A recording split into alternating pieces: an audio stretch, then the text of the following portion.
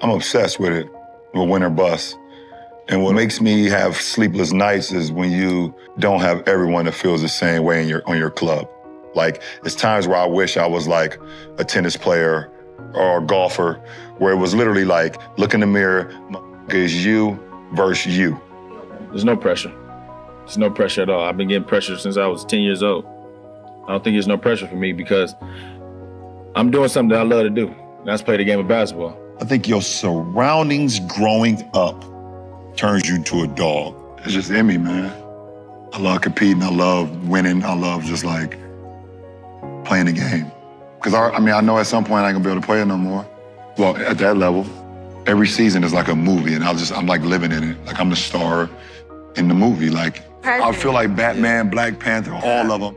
Not only did I want to inspire to be a basketball player and or a football player professionally to get my mom out of the situation, I wanted to have kids early to prove to my father that the way you did it was the absolute wrong way to do it. And I wanted to break the mold to where I want to be there and give him all the life skills, man. I want to, tell him this is what your dad went through. This is how you approach it. This is how you go through it. Whenever I have a kid, not only is he gonna be a junior, I'm gonna do everything that this man didn't do. They're gonna experience things that I didn't experience. The only thing I can do is give them the blueprint, and it's up to them to take their own course whenever that time happens. All you can do and hope at the end of the road is that you've given your kids enough life lessons to where when it's time for them to live their life, then they can flourish on their own. I wouldn't pick my kids to stop playing ball, but I will stop ball to make sure my kids are straight. Everyone is so happy when we all on the same level. Exactly. And as soon as you able to become a little successful with anything in life, even as a kid, even as a 14-year-old, 15-year-old, people envy that. Of course I changed. I'm trying to better myself. Why haven't you changed? And that's the things that you have to deal with, even as a kid growing up playing ball. I knew when I got drafted as an 18-year-old kid that I could play the game of basketball and play it at a high level, even against grown men. One thing I didn't know is that the success I would have. I prayed on the success. I worked my tail off for the success, but had no idea the success I had. And it's just been very humbling and gratifying. The best teacher in life is experience. And I think over the course of my career, I've just gotten better with every facet of my game. There were times where I didn't really have a low post game. I wasn't a low post threat. There was times where I wasn't a threat from the mid range. There was times where I wasn't a threat from the outside. There were times where you could literally just try to bait me into doing things that I wasn't great at. For me, I always told myself, I'm going to commit to the game. I'm going to train. I'm going to prepare myself physically, mentally, spiritually to give to the game if you want to be great. It's a very, very small number of people who get the opportunity to do what we do and inspire people all over the world. For me, I'm trying to push the limit. What's the limit? I don't know. I hope I don't know. I hope I never see it. To feel that adversity, to feel that tension is what brings out the best in us. Your whole motivation, besides trying to win the game, obviously, is to shutting up the opposing fans and opposing crowd. I set out a goal 2 years. When I came back to bring a championship to this city, I gave everything that I had. I poured my heart, my blood, my sweat, my tears to this game, and against all odds, I don't know why we want to take the hardest road. I don't know why the man above gives me the hardest road, but it's nothing the man above don't put you in situations that you can't handle. And I just kept that same positive attitude, like, instead of saying, why me? They're saying this is what he want me to do. I'm true to the game, and I know what I bring to the table. And I came back for a reason. I came back to bring a championship to our city. I knew what I was capable of doing. I knew what I learned in the last couple of years that I was gone. And when I came back, I knew I had the right ingredients and the right blueprint to help this franchise get back to it, to a place that we've never been. And at the end of the day, the man above has given me a God given ability, and I just try to take full advantage of it.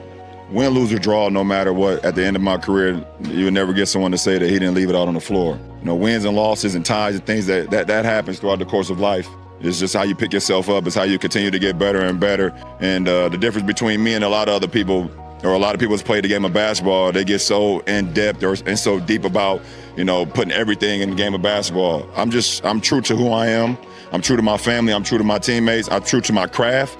And then at the end of the day, whatever happens, happens. So, I could care less about a finals record. I could care less if I don't, play well at this game, or, if my teammates don't show up, because I know how much I put into the game and nobody can ever take that away from me. As far as being an NBA player, how to approach it, how your body and things of that nature, how do you continue to, stay consistent? I've learned all of that on my own, all on the fly, because I never had somebody that I could go to. So, and nobody ever kind of lended their hand to me. And so I've kind of just figured it out. I never cheated the game. I never cheated the game. I never cheated the process. But for me, off the floor, I think me having my own school in my hometown, me inspiring kids all over the world, being active in politics at times, or social justice and things that goes on in regular life, those are the things that I hope people talk about as well, because those are things that last forever. I hope that we've instilled enough vision in them that they look and see the passion that we put into what we do on a day-to-day basis. You just hope that you've done enough. I've had goals throughout my whole career, on the court. I wanted to be the rookie of the year my rookie year. I wanted to be an all-star. I wanted to win championships. I wanted to be the MVP of the league. I wanted to be defensive player of the year. I wanted to lead the league in assists. I never, ever was like, I want to break the all-time scoring record. I've always prided myself on saying, I want to be the greatest to ever play this game. And that came from a motivation to myself, my drive to be the greatest of all time. Yeah. Every so many years, they come out with a new roller coaster. And we've spent plenty of times going up and just testing out the new roller coaster. Many highs, many loops, how fast it is, whatever the case may be, and you get off just feeling so much excitement and just feeling like I want to do it again. And I think my career has been like that. Your stomach drop at times. You're excited. You're yelling. Sometimes you can't breathe. But you always want to do it again. It's been a pleasure and an honor so far in my career within these 20 years. That through the ups, through the downs, through the ins and outs, through the trials and tribulations, I've always maintained me, and I've done it my way. I didn't want to emulate anybody. I wanted to give praise to everyone that came before me. I wanted to acknowledge that I'm a historian of the game, but I didn't want to emulate nobody. I wanted to be myself.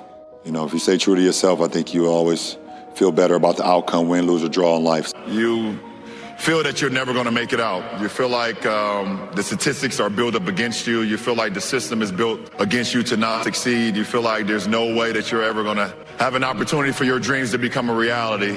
I had dreams every day of playing in the NBA. I had dreams every day of being an inspiration to so many people. I always felt it was my job and my responsibility to come out and play the game at a high level and be as great as I can be, because there is a kid in the inner city somewhere that's looking for inspiration, and that's going to need it and maybe get it from me. So I'm LeBron James from Akron, Ohio, from the inner city. I'm not even supposed to be here. That's enough. Every night I walk into the locker room, I see a number 6 with James on the back. I'm blessed. So what everybody say about me off the court don't matter. I ain't got no words.